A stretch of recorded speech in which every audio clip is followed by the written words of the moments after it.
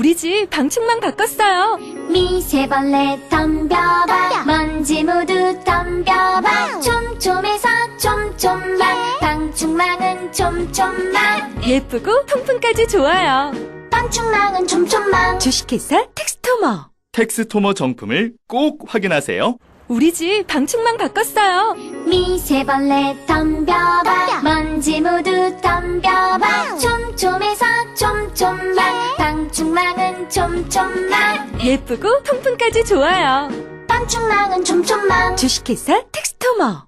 탄핵 반대 집회를 주도했던 태극기와 십자가의 동맹을 보면서 자괴감을 느끼는 기독교인들에게 기독교는 민주주의를 싫어하는지 아예 관심이 없는지 아니면 기독교도 민주주의를 지지하는지 답답하고 궁금한 시민들에게 호모 요쿠스의 저자 이병주 변호사가 시원한 질문과 명쾌한 답변을 제시합니다.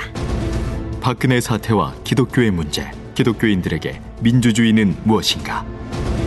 도서출판 대장간. 인생을 보고 세상을 보라. 롯데카드 무브컬처 라이프 사진전. 역사에 각인된 기념비적인 순간. 거대한 존재에 맞선 인류의 도전. 어두운 시대를 밝혀낸 20세기의 영웅들. 삶과 역사가 만난 그곳. 라이프. 생명이란 이름에 담긴 900만 장의 역사. 롯데카드 무브컬처 라이프 사진전. 예술의 전당.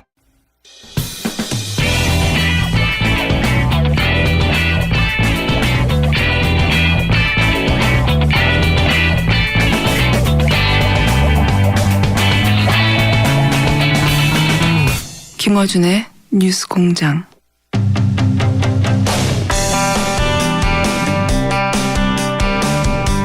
또 하나의 방산비리 있습니다. 박근혜 정부가 FX 사업, 차세대 전투기 사업이죠. FX 사업을 진행하면서 유상으로 위성을 도입하기로 해놓고 무상인 것처럼 기만했다 하는 정황이 확인됐다고 하는데요. 무슨 이야기인지 더불어민주당 박범계 최고위원님께서 이야기 들어보겠습니다. 안녕하세요, 의원님. 네, 반갑습니다. 예, 이게 무슨 이야기인지 굉장히 뭐랄까요, 이 외계처럼 들리거든요. 예, 위성을 유상으로 협상하고 무상인 것처럼 속였다. 이게 이제 감사원 감사에 의해서 확인됐다는 게 내용인 것 같은데 좀 자세히 설명해 주시죠. 어떤 내용입니까? 네, 현재 감사원이 이제 감사를 진행 중에 있고요. 네. 그 차세대 전투기 사업이라고 FX 사업이 있습니다. 그래서 당초에 이제 우리나라의 주력기였던 F4, F5 그 전투기들 있지 않습니까? 네. 그것이 노후화되면서 그걸 대체해가지고 최첨단 기종으로 바꿔야 되는데 F15 SE, F15기가 이제 사실상 결정되는 듯 하다가 박근혜 정권 2013년 9월에 F35A로 F35로 기종이 변경돼서 확정이 됩니다. 네. 이때도 말들이 많았죠. 예. 예, 뭐 계속 언론 기사에 나왔고요. 이 F35 기종 변경으로 이것을 이제 구입을 하게 되는데 이것은 한국형 차세대 전투기 사업과 연결이 되어 있습니다. 네. 우리나라가 자체적으로 전투기를 개발하는데 그러려면 핵심 기술을 이전받아야 되거든요. 네네. 그렇기 때문에 보잉사의 F15가 핵심 기술 이전에 필요하냐 아니면 로키드 마틴사의 F35기가 더 나으냐라는 것이 중요한 관건이었는데 네. 이 보잉사의 F15를 도입하는 경우에는 핵심 기술 이전이 가능한데 네. F35로 기종 변경이 갑자기 바뀌면서 사실상 핵심 기술 이전이 불가능해졌고 네. 이 F35 기종 변경이 되면서 그 협상 과정에서 소위 절충 교역이라는 게 있거든요. 네. 핵심 기술 이전을 넘겨받는 무상으로 넘겨받는 그러한 계약 조건인데 이것이 박근혜 정부에서 그 당시 국방부에서 국민들에게 무상으로 이전받는 것처럼 포장했다가 그것이 사실상 유상으로 협상되지 않았느냐라는 그러한 감사가 진행 중에 있다 이런 말씀입니다. 어렵죠? 어렵습니다. 간단하게 정리해 보자면 우리나라 비행기들이 이제 쓰던 전투기들을 노후해가지고 바꾸기로 한 게 벌써 2000년대 아닙니까? 오래전인데. 맞습니다. 예. 네네. 그래서 처음에는 F15기 보잉사의 거를 일부 들여왔죠. 들여오고 네네. 나서 추가로 더 들여와야 되는데 이때 그러니까 차세대 전투기 우리가 직접 개발하는 차세대 전투기 KFX 사업이죠. FX에 맞습니다. K를 붙여서 우리도 전투기를 개발하고 싶으니까 이렇게 들여오면서 당신들이 가지고 있는 기술 이전을 해줘야 무기를 구입하겠다. 이게 맞습니다. 네. 조건을 걸었고 그런데 이제 미국 보잉사의 F-15는 기술 이전을 해준다고 했는데도 불구하고 기술 이전이 여의치 않은 F-35를 왜 선정했느냐. 이렇게 되면은 KFX에 연결이 안 되지 않느냐. 이렇게 해서 이제 논란이 크게 됐었죠. 그렇습니다. 네. 그건 이미 크게 된 사안인데 근데 최근에 확인한 것은 감사원을 통해서 감사를 해봤더니 기술 이전 가지고 논란이 많으니까 위성을 도입하는데 이게 마치 돈을 안 들이고 도입하는 것처럼 속였다 이런 말인 거죠. 그렇습니다. 그 핵심 기술 이전은 4대 핵심 기술과 그것을 포함한 한 20여 개 항목의 핵심 기술이 있고요. 별도로 그러한 핵심 기술 이전과 별도로 군사통신 위성을 지원하는 이것도 역시 절충교역에 무상으로 제공받는 군사통신 위성을요. 그렇게 국민들에게 알렸지만 실상은 유상으로 협상을 했다. 바로 요 점이 들통이 나가지고 현재 감사원 감사를 진행 중에 있다 이런 말씀입니다. 그러니까 바꿀 이유가 없었던 게 또 드러난 셈인 거죠. 그렇습니다. 예. 왜 기술 이전해 준 데랑 안 했냐고 질책을 많이 받았었는데 바꿀 때도 보잉에서 로키드로 바꿀 때도 그때 이제 여러 가지 변명을 했는데 예. 예, 문제는 이 F-35의 이 기는요. 이미 국방부가 박근혜 정부 국방부가 2013년 9월에 F-35로 바꾸기 이전에 이미 미국 정부에 의해서 이 4대 핵심 기술 이전이 수출이 불가능한 항목으로 딱 정해져 있는 겁니다.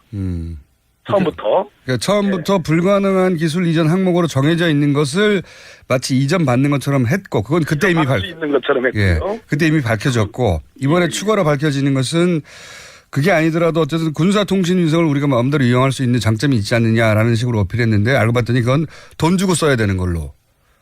그렇습니다. 마치 무상으로 돈 안 주고 공짜로 쓰는 것처럼 절충교육으로 확보한 것처럼 포장했다가 이번에 그것이 유상협상이 드러나고 있다 이런 말씀입니다. 이렇게 핵심 기술 이전도 안 되고 그리고 군사위성도 돈을 주고 써야 하는데도 불구하고 이 기종으로 바꾼 이유가 의심스럽다. 이게 이제 의혹의 핵심이었는데 그때 이제 이런 얘기가 나왔었습니다. 지금 작년부터 나온 얘기인데 로키드 마틴으로 바꾼 이유가 있지 않느냐. 여기에 김관진 안보실장과 최순실 씨가 연루된 거 아니냐는 보도도 꽤 나왔었습니다. 네. 정치권에서 그런 내용이 나왔고 보도도 있었습니다. 예, 보도도 있었죠. 그래서 김관진 전 실장이 미국에 있을 때 로키드 마틴으로부터 일종의 장학금을 받은 게 아니냐 이런 보도도 있었고 최순실 씨가 로키드 마틴 사장을 만난 것으로 알려졌다 이런 보도도 있었는데 혹시 이런 보도에서 조금 더 진척이 나간 내용들이 있습니까? 아니 뭐 그렇지는 않고요. 네. 다시 상기를 할 필요가 있는데 김관진 당시 국방부 장관이 소위 그 방추위 방위사업 추진위원회라는 게 있습니다. 여기서 국방부 장관이 이제 주재하는 회의인데요. 여기서 기종 변경을 결정을 합니다. 이때 했던 유명한 말이 있습니다. 정무적 판단. 이런 판단, 이런 얘기를 했습니다. 그 얘기는 F-15에서 F-35로 바꾸는 과정이 탁월한 선택, 어떤 기종 변경의 우수성이나 우월성 때문이 아니고 정무적 판단이 개입했다라는 그러한 얘기고요. 또 국방부 관계자들, 군 관계자들 사이에서는 윗선의 어떤 관심사항이다. 이런 얘기들도 흘러나오고 있었습니다. 그와 관련해서 지금 말씀하신 것처럼 김관진 국방부 장관, 안보실장의 뭐 유학 문제, 뭐 로키드 마틴사 또 최순실의 뭐 소위 그 유명한 무기 로비스트인 린다 김과의 어떤 연관설 이런 얘기들이 언론과 정치권에서 꽤 나온 것으로 그렇게 알고 있습니다. 네, 작년부터 나온 얘기인데 사실 이게 혹여라도 일부라도 연루됐다면 금액이 어마어마하지 않습니까 이게? 요거 딱 F-35만 딱 쳐가지고 한 7조 4천억 되고요. 차세대 전투기, 한국형 차세대 전투기 사업은 한 18조 원이 넘는 그런 뭐 어마어마한 사업입니다. 네, 그렇게 큰 사업인데 이렇게 기술 이전도 못 받으면서 왜 회사를 바꿨냐 한마디로 맞습니다. 그런데 이제 추가적으로 기술 이전도 못 받는 데다가 유료로 써야 되는 것까지 있었으니까 바꿀 이유가 더욱 없어진 셈인데 그런데 바꿨으니까 이상하다라고 이제 감사 과정에서 밝혀진 거고요. 그것을 속였으니까 더 이상한 거죠. 이렇게 되면 이제 감사원 감사에서 끝날 일은 아니지 않습니까? 물론입니다. 현재 이제 감사원이 여러 현안 사업들에 대한 감사들을 속속 진행을 하고 있는데요. 지난번 그 면세점 특혜 의혹처럼 감사 결과를 검찰에 이첩해서 수사가 진행되는 것도 있습니다. 그렇다면 이건 FX 사업 감사도 감사 결과가 나오면 검찰로 이첩이 돼서 수사가 진행될 것으로 그렇게 예측하고 있습니다. 어떤 의미에서는 이 방산 비리건이 지금까지 그 법정에 가 있는 다른 비리건이나 국정농단 사건보다 규모 면에서는 뭐 압도적으로 더 큰 거 아닙니까? 절대적으로 압도적이고요. 예. 뭐 규모 자체가 뭐 작은 것이 몇 조니까 큰 거는 수십조. 로키드 마틴사가 우리 한국과 무기 거래의 그 과정을 보면 불과 몇 천억 대에서 수십조 원 늘어납니다. 한 15배가 박근혜 정부에서 확 뛰는데요. 네. 지금 이 방산비리는 하나의 이적행위의 관점에서 엄중하게 처벌해야 된다는 그런 국민적 공감대도 있고, 문재인 대통령도 그런 말씀을 어제 하셨죠. 방산비리라고 말해지는 그런 의혹이 있는 이 기간 동안 박근혜 정부가 전 세계에서 미국으로부터 무기를 가장 많이 수입하는 나라로 만들었죠, 우리나라를. 그 중에서도 로키드 마틴사입니다. 예, 그 대부분 로키드 마틴이 차지했고. 예, 맞습니다. 예. 그래서 이제 이걸 계속 들여다보는 것이고, 방산비리는 사실 모든 정권에서 척결하겠다고 얘기해 왔지 않습니까? 네네. 항상 얘기해 왔고, 그리고 뭐 정권 초에는 한두 건씩 그런 게 나오기도 했다가 또 반복되고 하는데, 왜 그렇게 근본적으로 이 문제가 척결이 안 될까요? 국방부 군 관계 이런 쪽에 이제 소위 이 부분이 굉장히 전문적인 영역이고 여기에는 뭐 공식적인 로비스트들이 딸려 있죠. 미국 쪽은. 네네. 우리도 뭐 이제 암약하는 로비스트들이 꽤 많고요. 특히 아까 제가 말씀드렸던 듯이 어떤 외국산 무기를 구입하는 과정에서 방추위 방해산업 추진위원회 네. 이 구성도 문제가 있어 보이고요. 전문가의 객관적 외부 전문가들을 포함시켜서 엄정하게 심사를 해야 되는데 그런 부분이 좀 결여되어 있는 듯한 생각도 듭니다. 군이 그러니까 완전히 그들만의 리그로 꾸며진 세계에서 움직이다 보니까 이게 이제 외부에서는 감사하기도 힘들고 우리나라에 마피아가 많죠. 네. 마피아가 그냥 암흑가에 갱단만 있는 게 아니고 여기저기 마피아들이 꽤 있습니다. 그 마피아가 예. 폭력을 행사하는 이유는 이익 때문이니까 네, 이익으로 뭉치고 마피아라고 할 수 있죠. 예. 그렇다. 예. 그런 이 방산 관련해 방산 마피아도 어마어마하다. 그런 거군요. 네. 근데 그 규모가 너무 크다 보니까 대통령이 직접 해결해 보겠다고 지금 나서는 거고요. 예, 맞습니다. 예. 한 가지 더 말씀드리면 네. 박근혜 정부에서도 이 방산비리 척결을 포장했다는 거죠. 우병우 민정수석, 네. 고전에 이제 우병우 민정비서관이 있을 때 김영한 민정수석이었는데요. 방산비리 합수단 대대적으로 이름 걸고 시작했었습니다. 그런데 이것이 저는 약간 성동격서라는 느낌? 무언가를 가리기 위해서 다른 쪽을 치는 다 뭐 무죄가 났잖아요. 그다음에 황기철 총장 뭐 등등 해가지고 뭐 최윤희 총장 다 구속 기소했지만 다 무죄 났습니다. 저는 뭐 어떤 느낌이 들었냐면 다른 라인이 해먹던 걸 쳐서 자기 라인으로 끌어들이기 위한 수사가 아니었나. 네, 엎어치나 배치나 같은 말씀이네요. 예, 먹던 줄기를 바꾼 거죠. 야, 당신들이 먹던 걸 우리가 먹을 테니까 그런 게 아니었나라고 생각될 만큼 뭐 한다고 했는데 결국은 이루어진 건 없었습니다. 방산비리 척결도. 네, 맞습니다. 박근혜 정권 시절에는. 연결했으니까 한 가지만 더 여쭤보자면 문건이 지금 어마어마하게 발견되고 있지 않습니까? 네네네. 이게 이제 누가 남기고 간 게 아니라 정말 처리를 못하고 간 걸로 보여지는데 그런 거겠죠, 일단? 아닙니다. 규모상 예. 민정수석실, 정무수석실, 이제는 뭐 국정상황실 또 안보실 문건까지 나와 있는데요. 이거는 제 느낌은 사실상 방치된 거 아니냐. 그러니까요.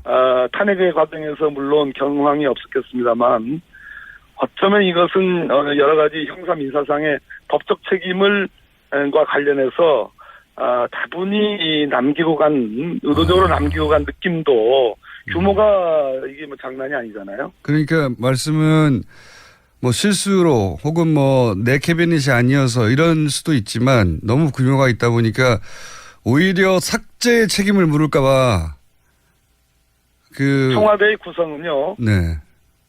소위 정무직 그러니까 어떤 집권당의 코드와 일치하는 정무직 예. 출신의 청와대 측근이나 정치인들 있고요. 예. 또 부처에서 파견된 말 그대로 직업 공무원들이 있습니다. 그렇죠. 그러면 작년 10월부터 시작된 국정농단의 과정을 1,600만 명 촛불 시민혁명, 시민들, 국민들 이렇게 놓고 봤을 때 저는 이거는 그냥 우연히 그냥 다 치우지 못한 것이 아닌가 하는 느낌. 규모가 너무 큽니다. 그렇게도 조사해 볼 만한 사안이에요. 의원님은 그렇게 생각하시는군요. 예. 누군가 일부러 발견되라고 남겼을 수 있다. 뭐 단정할 수는 없습니다만 이렇게 많은 양의 중요한 문서들이 방치될 수 있을까 하는 그런 측면에서 그렇습니다. 이 문서들이 실제로 이 국정농단 재판에 판사 출신으로 보시기에 활용될 수 있을 거라고 보십니까? 전에 삼성 합병 관련된 자필 메모는 주체를 작성자를 파악을 해야지 증거 능력이 있는데요. 어제 발견된 것들은 전부 다 회의록이기 때문에 전부 다가 아니고요. 뭐 회의록도 있기 때문에 거기에는 비서실장, 관계수석비서관, 관계관들의 어떤 회의의 내용과 주체들이 다 명시가 되어 있기 때문에 그건 그 자체가 공문서입니다. 바로 증거 능력이 있는 겁니다. 그렇군요. 바로 재판에 쓰여질 수 있는 거죠. 그러니까 메모나 작성자를 특정할 수 없는 것들은 시간이 걸리겠지만 일부 문서들은 바로 제출돼서 활용될 수 있다. 증거로. 그렇습니다. 알겠습니다. 오늘은 회의가 곧 있다고 하시니까. 예, 그렇습니다. 예. 4분 후에 회의가 있다고 하셔가지고 저희가 여기까지만 연결해야 되고요. 마지막으로 법무부 장관은 언제 되십니까? 아이고, 왜 그러세요? 김어준 공장장님이 제일 나쁜 분이에요. 여기까지 하겠습니다. 감사합니다. 네, 고맙습니다. 네. 더불어민주당 박범계 최고위원이었습니다. 오빠, 우리 어디 가는 거야? 정수 가지. 와, 우리 말 타러 가는 거야? 그렇게 좋아? 고민하지 말고 장수로 오세요. 온 가족이 즐기는 승마 체험과 국내 최대 규모의 말역사 체험관 등 장수에는 정말 볼 것, 누릴 것들이 넘쳐난답니다. 말의 심장 소리를 직접 느껴보는 장수에서의 하룬 여행. 장수는 항상 가까이 있습니다. 주말 여행은 장수로. 승마 체험 예약은 063-350-5486. 또 떨어졌어. 너 또 입사 시험 봤어? 아니, 차량용 핸드폰 거치대 말이야. 여러 개 사봤는데 실패의 연속이야. 떨어지고 시야 가리고 운전석에서도 멀고 뭐 좋은 거 없을까? 싼 것만 찾으니까 그렇지. 제대로 된 거 하나 사서 편리하게 쓰는 게 더 낫지. 그런 게 있어? 그럼 있지. 1, 2, 3 할 때 2.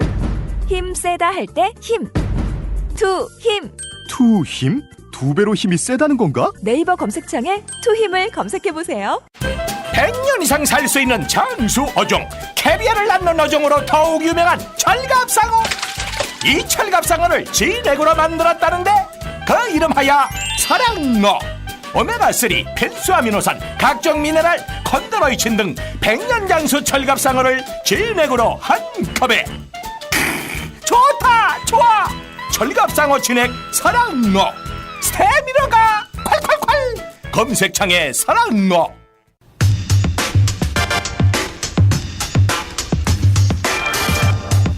뉴스공장 최초로 이틀 연속으로 출연하는 패널 소악마로 오늘 부르겠습니다. 양지열. 어제 제가 이미 어제 중앙마로 해주기로 했다가 또 왜 갑자기 소악마로 하루 사이에 급하게 땜빵을 해결해 주셨기 때문에 오늘 그냥 고정 코너니까. 야, 소악마.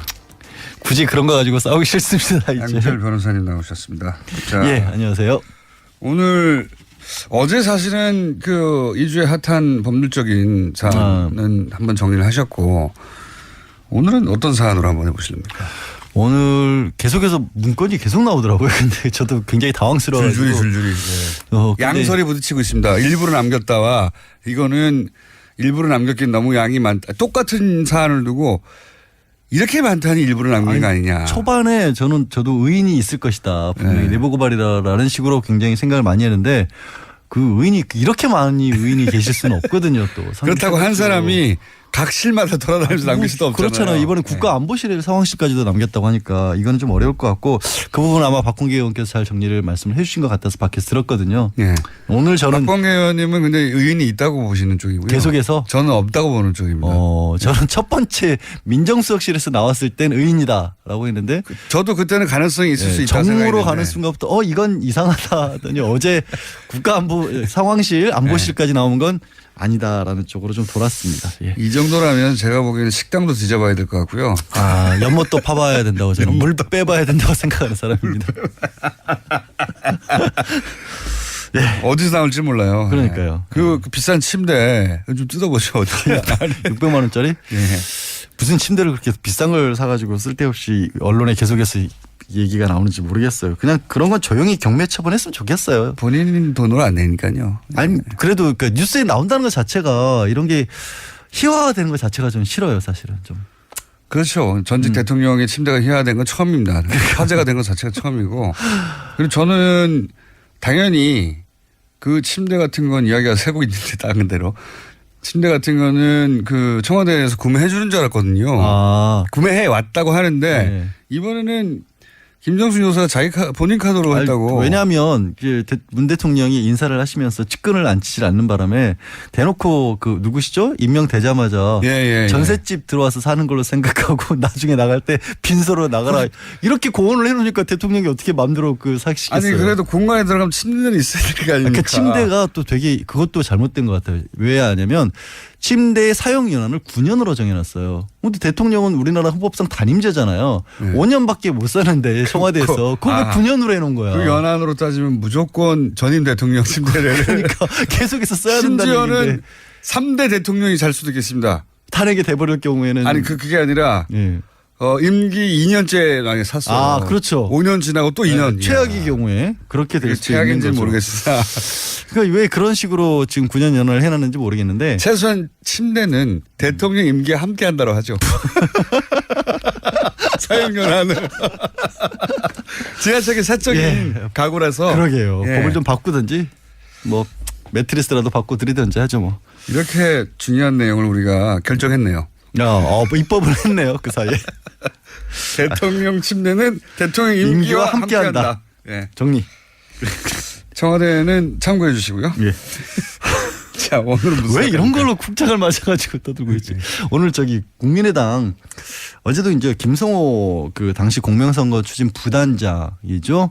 오늘 새벽에 귀가를 했어요. 거의 19시간 가까이. 이게 지금 뭐 원래 모든 사안이 그렇습니다만 한 1, 2주 크게 집중적으로 보도하고 나면 그 사안이 점점 잊혀지게 마련이긴 한데 그러다 보니까 끝난 줄 아는데 끝나지가 않았어요 아직. 끝나지 않은 정도가 아니라 이제 겨우 시작이었죠. 검찰의 본격적인 수사는. 사실은 그렇습니다. 그런데 아무래도 이제 국민들이 느끼는 감정이나 이런 부분에 있어서는 이준서 전 최고위원이 구속이 되면서 거의 정점이 달했던 것 같고 그 이후에는 어떻게 돼가고 있나 많은 또 그에 또 뭐 조금 전까지 저희도 이제 문건 얘기했다시피 큰 사건들이 계속 나오니까 좀 관심사에서 멀어졌는데. 방산비리 이런 거 나옵니다. 어제 이제 김성호 지난 선거 당시에 그 공명선거 추진 부단장 거의 19시간가량 검찰에 출두해서 조사를 받았어요. 원래 이분은 이제 그 당시에 왜 또 기자 출신이란 것까지 강조를 하시고. 한 분은 법조인 출신이고. 한 분은 검사. 부장검사까지 하셨다가 변호인으로 변호사 한 지 한 10년 가까이 되셨고 한 분은 어제 조사받으신 분은 이제 기자 출신이고. 기자와 검사가 힘을 합쳐서 공명선거를 추진하는 단을. 그러니까 구성은 좋네요. 그리고 단장은 이용주 의원으로 검사 출신이고. 부장검사 출신이었고 예. 직전까지 검사를 하다가 현역 이제 의원이고. 현역 의원이셨고. 근데 거의 19시간 마지막 2시간 가량은 본인의 이제 조서를 이제 살펴보는 대로 썼다라고 하지만 어제 들어가기 전에 기자들을 만나서 한 얘기는 우리는 검증을 소홀히 하지 않았다. 이분이 받고 있는 혐의는 이런 겁니다. 이제 정리를 쭉 하면 이유미 씨 같은 경우에는 증거물을 만들어냈고 녹취 파일하고 그거를 단독 범행이라고 계속 하고 있고. 그거는 단독 범행이에요. 그러니까 검찰에서도 그것까지 공모했다고 보지는 않습니다. 이준서 전 최고위원 같은 경우에는 이게 뭔가 잘못됐다는 걸 알면서도 이런 것들을 자꾸만 계속해서 증거를 찾아와라. 또 제보자 안다면서 만나서 녹음해와라. 이런 식으로 언론 보도에 따르면 그 다음 날 뭔가 잘못됐다라는 문자를 보냈는데도 불구하고 묵살을 하고 계속해서 유지를 했기 때문에 이 이준서 전 최고위원 같은 경우에는 그 처음에 증거가 만들어진 조작된 증거가 만들어지는 과정 그리고 발표했을 때 그다음에 또 중요한 게 뭐냐면 지금 좀 전까지 말씀드렸던 국민의당 공명선거 추진단에서 김성호 당시 부단장이나 김인원 부단장이 야 이거 증거 제대로 된 거냐 확인해 봤냐라고 이준서 전 최고위원에게 물었어요. 확인했어요. 들고 왔으니까. 그랬더니 100% 확실하다. 내가 여러 군데 제보도 확인해 봤고 뭐 저기 복수의 관계자들을 확인했고 이런 것들을 확신을 시켜준 사람이 이준서 전 최고위원이었어요. 그러니까 이준서 전 최고위원에게 이유미 씨는 나는 그런 식의 확신을 준 게 아니라 거꾸로 그 다음 날 이게 사실상 제보자가 없는 것과 마찬가지다라고 하는 문자도 보냈다고 하니까. 그러니까 이준서 전 최고위원까지는 거의 이제 유죄를 피해가기가 어렵다고 봐야겠죠. 그런 상황이고요. 근데 그럼 어제 그러면 김성호 부단장은 왜 조사를 받았냐. 그러면 김성호 부단장은 책임이 없다라고 볼 수 있을 것이냐. 그러니까 증거 조작은 몰랐다고 할지라도 그냥 믿은 책임밖에 믿은 죄밖에 과연 없느냐. 믿은 죄밖에 없다고 봐야 되느냐. 법률적으로는 어떠냐. 아니면 그분도 이제 미필적으로라도 고의가 있느냐. 그러니까 이게 확인을 단순히 소홀한 거를 떠나서 뭔가 잘못됐다는 것을 알면서도 그걸 이제 알면서도 그래도 어쩔 수 없다. 난 이걸 해야겠다. 발표를 해야겠다라는 결심을 했다라면 그걸 이제 법률적으로 따지는 거죠. 미필적 그러니까. 고의라는 건데. 김성호 그 수석 부단장이 이게 의심의 여지가 전혀 없는 상태까지 갔느냐. 그렇죠. 법률적으로 보면 아니면 미진함에도 불구하고 지금 선거가 바로 코앞이고 4일 전이니까 코앞이고 촉박하고 지금 국면이 어려우니 후보를 위해서 좀 미진하지만 갔느냐 이거를 판단해 보겠다는 거죠. 판단한 거죠. 이제 어제 조사받으러 들어가기 전에 한 얘기는 뭐 카카오톡이라든가 녹취 내용도 꼼꼼하게 검토를 해봤고 본인으로서는 의심하기 어렵다. 그리고 그렇게 얘기해. 제보자의 이메일 같은 경우도 이제 검색을 해보니까 그 제보자라고 한 사람의 이메일이 맞는 걸로 인터넷 검색 결과가 나오더라. 저도 그래서 제 이메일을 검색을 해보니까 나오긴 나오더라고요. 이메일은 나옵니다. 양지열이라는 이름이 나오더라고요. 깜짝 놀랐어요. 뭐 대단하다고. 아니, 그러니까 저는 그런 걸 해본 적이 없으니까. 그리고 이제 언론에는 이메일 검색한 것만 나오고 있지만 다른 부분도 본인이 이제 충분히 검증 과정을 거쳤다라는 설명까지 하셨는데 그게 뭔지까지는 얘기를 안 했어요. 근데 조금 전에 말씀하신 이제 과연 거짓말이라는 것을 알았느냐라는 것을 검찰이나 법원에서는 결국엔 대법원에서 판례를 비춰봐서 할 수밖에 없잖아요. 굉장히 좀 까다롭게 따지긴 해요. 이게 그럼 어떤 식으로 따지냐. 내용이 어떤 내용이냐. 내용 자체를 봤을 때 그리고 정을 얼마나 구체적이었느냐. 그리고 그거를 확인해 줄 만한 주변에 다른 자료들도 또 있었느냐라는 걸 보는 거고 그런 것을 과연 그걸 보는 사람 입장에서 학력이나 경력이라든가 사회적 지위 또 그거를 봤던 시점 사회적인 파급 효과 어렵네요. 이런 것들을 고려해서 하나하나 다 짜지는 거예요. 제가 보기에는 판사가 누구냐에 따라서 성향에 따라 크게 갈릴 수 있는 사안이라고 그러니까 봅니다. 그럴 수도 있고 그만큼 이게 중대한 사안이기 때문에 그렇죠. 우리 예를 들어서 이 허위사실 공표죄와 관련해서는 빼놓을 수 없는 분이 정봉주 전 의원 같은 분이거든요. 정봉주 전 의원 같은 경우에 법원에서는 그때 당시 어떻게 봤냐면 뭐 인터뷰라든가 뭐 영상 뭐 이명박 전 대통령이 회사를 만들었다 뭐 이런 얘기들도 했는데 충분히 있는데 그리고 사무실에서 인터뷰한 내 회사라는 얘기 동영상도 있고 근데 그런 걸 믿은 걸로도 이거는 부족하다라고 했거든요. 그 굉장히 그것도 대법원에서 확정 판결을 났잖습니까? 대법원에서 그래서 실형까지 이제 1년 복역을 하셨던 그런 경우이기 때문에 그 경우에 비추면 사실 굉장히 어려운 거고요. 어려운 거. 근데 정봉주 전 의원의 그 판결이 정상이라고 볼 수는 없거든요. 그러니까 지금 말씀하신 것처럼 이제 판사가 어떤 성향이냐는 거는 그렇게 얘기를 할 수도 있는 거죠. 이때 정봉주 전 의원은 이제 보복을 당했다고 봐야 되는 거군요. 이제 더군다나 사실 그렇게 보는 게 맞죠. 지금 BBK 네. 사건 자체가 문제가 있다는 거는 여러 가지 경로로 확인이 됐기 때문에 지금 본인도 이제 억울하다고 김경주 씨도 다시 이제 법적 소송을 할지도 모른다는 움직임이 나오고 있지 않습니까? 근데 그건 너무 간 사안인데 그만큼 이게 어렵다라는 거죠. 어렵다는 거고 이런 거를 또 규범적 판단을 한다는 법원에서 표현을 해요. 이게 뭐냐면 실제로 그 사람이 그걸 알았느냐 몰랐느냐는 알아볼 방법이 없다. 현재 과학으로. 네. 그렇기 때문에 그냥 외부의 여러 가지 상황을 비춰봤을 때 일반인이라면 이 정도 상황이면 알았다고 봐야 되는 거 아니냐. 플러스 거기에 그 행동을 한 사람. 그러니까 여기서 김성호 단장 개인은 어떻게 봤을까. 두 개를 겹쳐놓고 봐서 판단을 한다는 건데 이것도 참 어렵죠. 말하면서 저도 어렵네요. 저는 이거는 제가 보기에는 양측이 어떤 증인을 불러오고 그리고 판사가 어떤 성향인가에 크게 달라질 수 있다고 보는 게 예를 들어서 그 저한테 충분히 검증된 거냐 이때 이 단장 그 공명선거 추진단에 충분히 검증된 거냐 묻는다면 저는 부족하기 짝이 없다라고 생각하는 것이 이런 제보를 받았을 때 결국은 그 제보를 잘못 터뜨렸을 때 반작용으로 소송을 많이 당해왔기 때문에 잘못 터뜨리면 그러니까 잘못 터뜨려 소송을 당했다보다 제대로 터뜨렸는데도 5천 살인 사건의 문제제기를 제대로 했는데도 몇 년을 고생했거든요. 네. 그러니까 조금의 하자도 있으면 안 된다는 생각을 항상 하게 돼요. 그런 관점에서 보면 당사자하고 통화를 못했거나 당사자가 하다못해 어디 사는지 당사자하고 어떤 관계인지 당사자가 뭐 이메일로 뭐라고 그랬는지 기본 접촉이 없으면 안 합니다.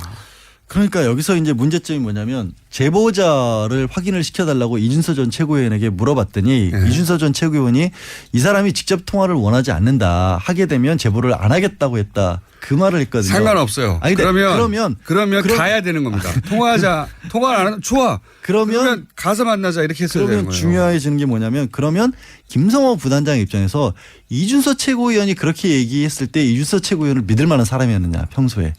여기까지 가야 되는 거예요. 아니 그거는 이렇게 이론적인 거고요. 실제 겪어본 바에 따라 이런 제보를 다룰 때는 중간에 누가 해줬든지 중요하지 않아요. 본인이 그 당사자가 목소리를 내라고 했잖아요. 그렇죠. 의지가 있는 거란 말이죠. 전화는 그렇다고 쳐요. 그러면 사람을 보내거나 어디서 만나자고 하거나 따로. 그러니까 이게 항상 양면성이 가진 게 그때 당시 폭로했던 게 5월 5일이었잖아요. 네. 대선이 얼마 앞두지 않은 상황이었단 말이에요. 그러면 그렇게 시간이 촉박했기 때문에 다소 무리해서라도 발표할 수밖에 없었다고 볼 것이냐 아니면 그렇게 시간이 얼마 안 남았는데도 불구하고 반박할 시간 없이 이렇게 발표한 게 잘못이다고 볼 것이냐. 이게 같은 사안에 대해서 정말 양쪽 입장이 첨예하게 갈릴 수가 있는 거예요. 그게 이론이 아니라 진짜 제보를 많이 다룬 기자나 이런 사람 잘 없어요. 그러니까 누군가 제보를 많이 다룬 사람을 증인으로 누가 데려오느냐에 따라 저는 영향을 미칠 수 있는 상황이다. 왜냐하면 상상으로는 그렇거든요. 그 정도면 이메일 확인하면 된 것 같잖아요. 아니에요. 아니에요. 제가 법이론상으로만 알고 이제 실제 겪어보지는 저는 않아서. 그에다가는 되치기로 큰일 난다는 거를 정치권에서는 다들 알아요. 그래요? 네. 하여튼 그래서 이제 어쨌든 플러스 오늘 이제 김성호 단장은 귀가를 했고 일단은 그러면 앞으로 남은 건 이제 당시에 단장이었던 이용주 현역 의원까지도 조사를 할 것이냐 말 것이냐가 남아있는 상황입니다. 피의자 전환을 할 수도 있다는 보도가 있었는데. 그거는 이제 아직 모르는 거죠. 어차피. 네. 이용주 의원에서 만약에 피의자 전환을 안 하고 참고인으로 끝나면 이 사건은 사실상 끝난다고 봐야 되죠. 더 이상 올라가진 않는다고. 더 이상 올라가지는 않죠. 사실 이용주 의원이 그때 어쨌든 현장에서의 결정자였기 때문에 그 전 단계에서 일단 최고위원이라든가 당시 어쨌든 당의 공식 직함은 부단장이었으니까 그 정도에서 형사처벌 단계는 끝난다고 봐야겠죠. 알겠습니다. 이용주 의원이 피의자 전환이 되냐 안 되냐에 따라서 이 사안이 어디서 끝이 나느냐가 판가름 될 것 같다. 오늘의 포인트고요. 제보자는 꼭 만나야 된다는 제보자는 것을 제 얘기가 아니라 경험자로서 전문 피해자로서 안 온다고 하면 가면 되거든요. 공장장이. 어려운 일이 아니에요. 네. 알겠습니다. 아니면 내가 믿는 사람 누군가를 보내든가 직접 가는 게 그러면. 하나 배웠습니다 오늘 제가. 해외에 있는 사람이 아니잖아요. 해외도 찾아가서 만나는데요. 굳이 여기까지 하겠습니다. 네. 그냥 소확만 하겠습니다. 저 다음 주에 오는 거죠 이제? 내일은 또 안 와도 되죠? 2주 연속으로 왔기 때문에 다음 주를 건드셔도 됩니다. 양지일 변호사였습니다. 감사합니다. 네, 고맙습니다.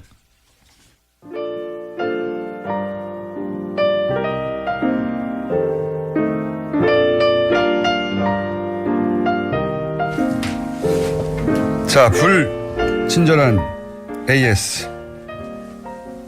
역시 노회찬 대표님 관련해서 문자가 많이 왔습니다. 슬리퍼와 스레빠는 이렇게 구분하는 것이다. 슬리퍼는 신고 다니고 스레빠는 끌고 다녀야 한다. 제 머릿속에 슬리퍼는 헝겊으로 실내에서 주로 신고요. 스레빠는 합성 수치로 만들어가지고 밖에서 주로. 그리고 허리가 절단돼야 됩니다. 슬리퍼는. 그리고 러닝 셔츠가 아니라 난닝구를 입고 이 신발을 신어야 합니다. 네. 난닝 혹은 트레이닝복이 아니라 추리닝을 입어야 하고요. 네. 역시 노회찬 대표님 문자 많이 왔습니다. 그리고 누가 멀리서 듣나. 월 장원 노리는 페루. 예. 페루 트루히오 애청자 신채연입니다. 그러나 내일 출발합니다. 내일 출발해서 암수 사람을 거쳐서 귀국한 예정이 나왔네요. 안타깝네요. 저희 연결해 보려고 그랬는데 탈락되시겠습니다. 휴스턴 김모라 씨가 박근혜 전 대통령 침대 박삼모 카페에 경매하면 어떨까요? 예. 거울방에 거울도 조각을 내 손거울로 만들어 팔고 그것이 바로 창조경제 아닙니까? 예. 재미있는 아이디어였습니다. 여기까지 하겠습니다.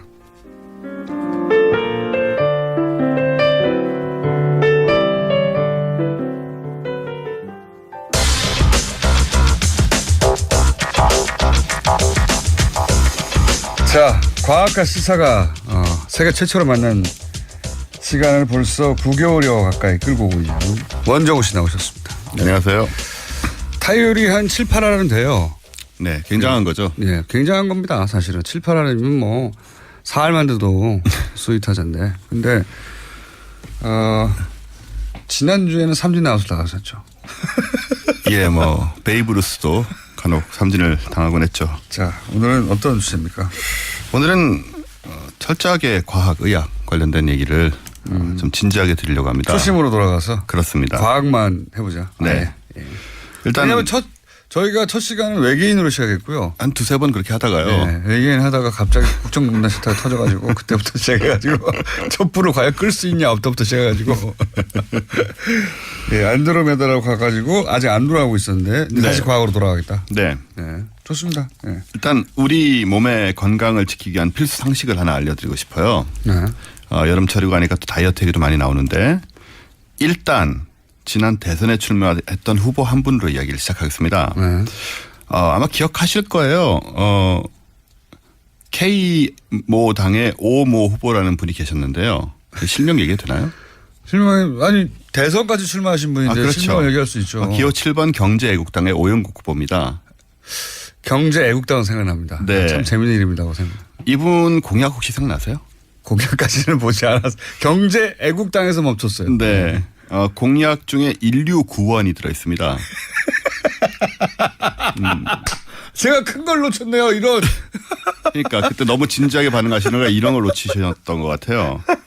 경제애국당에서 그리고 그냥 넘어왔는데. 네. 그다음에 1300만 일자리 창출. 그거야 뭐. 근데 그 중에 이분이 운영하시는 회사에서만 430만 명을 채용하겠다고.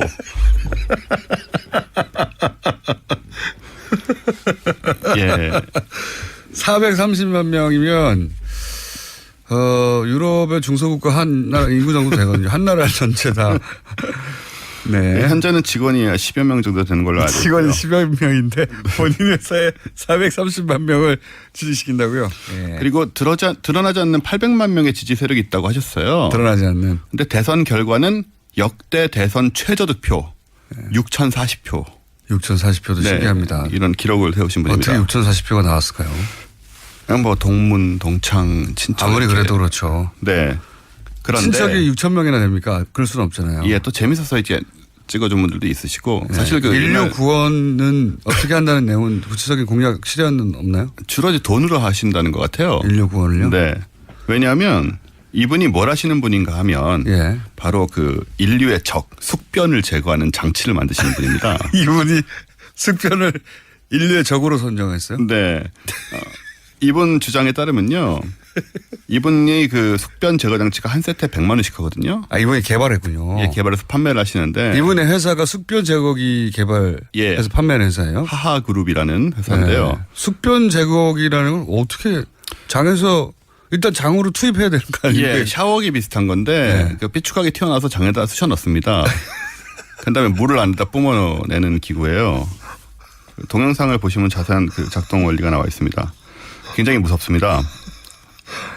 이건 의사들이 스스로 해야 되는 것 같은데 어쨌든 그런 기기 개발하신 분이고 숙변이 인류의 최대의 적이라고 생각하시는 분이요. 그런 식으로 생각을 하시고요. 네, 그래서 인류를 구하시기 위해서 숙변을 제거하는 생명 연장을 위한 노력이라고 얘기하시죠. 숙변 제거. 네. 이 한 세트에 100만 원 하는 숙변 제거 장치를 전 세계인이 다 필요하다고 생각을 하시기 때문에 최소 70억 개를 팔 수 있다고 생각하세요. 그럼 총 매출이 7천조 원이 됩니다. 100만 원 네. 짜리를 70억에 팔면 7천조 원이 될 것이다. 네. 이렇게 계산은 정확하네요. 그렇죠. 이렇게 재원 확보도 가능하고 그렇게 거대한 스케일을 바탕으로 대통령에 출마하신 게 아닌가 생각이 되는데 그래서 이 대선에서도 중요 이슈는 아니었지만 어쨌든 등장했던 이 숙변. 아, 이건 정말 저희는 과거에 허경영 씨 같은 경우에는 여러 차례 주목받고 있는데 이분은 큰 공약을 세우셨는데 주목을 못 받았네, 안타깝게. 대선이 너무 진지하게 진행됐던 나머지. 그러니까요. 사자 토론만 하는 바람에 우리가 좀 놓친 부분이 있습니다. 오자 토론이군요, 참. 오자 토론만. 네. 이 숙변이란 건 다들 아시겠지만 장의 주름 사이에 끼어서 배출되지 않고 남아있는 변의 찌꺼기들이죠. 그렇게들 그렇게들 생각하고 있고 숙변 제거용 어쩌고저쩌고 숙변 제거합니다 이런 거 약물도 있죠. 굉장히 많죠. 그래서 여기서 이제 독소와 가스를 뿜어낸다는 건데. 그래서 이제 장 청소를 이렇게 딱 해주면 숙변이 제거되면서. 그렇습니다. 그게 이제 피부도 나쁘게 만들고 뭐 이런 거 있죠. 예, 뭐 대장암, 당뇨, 동맥경화, 면역질환 등 온갖 병을 일으키는 걸로 알려져 있는데 그래서 그런 광고도 봤어요. 집을 팔아서라도 숙변부터 제거해라. 라는 광고를 제가 본 적이 있습니다. 집을 팔아서 숙변부터 제거해라. 그렇게 중요하다. 그럼 이제 오늘은 이렇게 중요하고도 위험한 건강의 적 숙변 그 정체를 지금부터 알아보겠습니다. 저는 숙변이라는 건 어떤 말씀하시고 그 얘기 하실 것 같은데. 숙변의 정체는 없습니다. 그러니까 저도 그렇게 알고 있거든요. 이걸 모르시는 분이 굉장히 많은데요. 숙변이라는 건 그냥 존재하지 않습니다. 그 충격적인 사실을 지금 설명을 드릴 건데요. 먼저 장의 주름 사이에는 찌꺼기가 늘러붙을 수가 없고요. 여기는 점액질로 항상 미끈미끈하기 때문에 뭐가 말라붙는다는 게 불가능하고요. 만에 하나라도 그런 경우가 생긴다면 장이 고장난 거기 때문에 목숨이 위험한 상황이 됩니다. 숙변 같은 게 붙어 있으면 바로 수술을 하셔야 되고요. 그리고 우리 대장 내시경 가끔 하잖아요. 이거 할 때 일단 장 세척을 하거든요. 그럼 아주 장이 깨끗해지고 숙변 같은 건 안 나오고요. 대장 내시경으로 들어보면 장은 깨끗하게 매끈매끈하지 숙변 없습니다. 물증이 다 있다라는 거. 아니 그런 얘기도 들었어요. 의사 선생님들이 장에 연동 운동이 있고 뭐 그리고 주름이 무슨 그 그랜드 캐년도 아니고 거기에 뭐가 낀다든가 불가능하고 더군다나 그게 뭐 몇 날, 며칠, 몇 달, 몇 년간 끼어 있다는 건 말이 안 된다, 도저히. 말도 안 되죠. 근데 우리가 너무 상식적으로 이제 익숙해져 있으니까 그냥 그런가 보다 하는 건데. 단어 자체가 존재하니까요. 네네. 그 물체, 그게 없으면 그 단어가 없어야 되는데 있다고 생각하고 단어가 만들어졌잖아요. 네. 근데 이 숙변 제거 식품 같은 걸 먹으면 변이 좀 많이 나오긴 해요. 그래서 숙변이 제거됐다고 생각을 하는데 이건 나온 게 뭐냐. 그냥 대변입니다.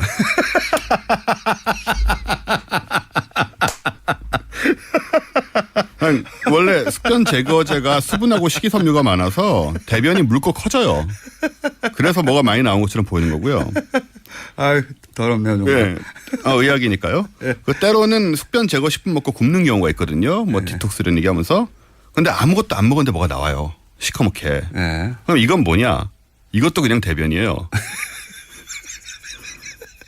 원래 대변에 대해서 잘 모르시는데 음식 찌꺼기만 나오는 게 아니고 대장균 시체하고 내장의 상피 세포 같은 게 배출되는 게 30%나 됩니다, 대변에. 아, 그렇군요. 그러니까 먹은 건 없으니까 이런 게 나오니까 이런 것만 나오니까 마치 오래된 게 나오는 것처럼 보이는 거고요. 그래서 이제 대개 이제 숙변 제거 식품 용품이라고 하는 거는 그냥 변비 치료제나 관장 기구예요.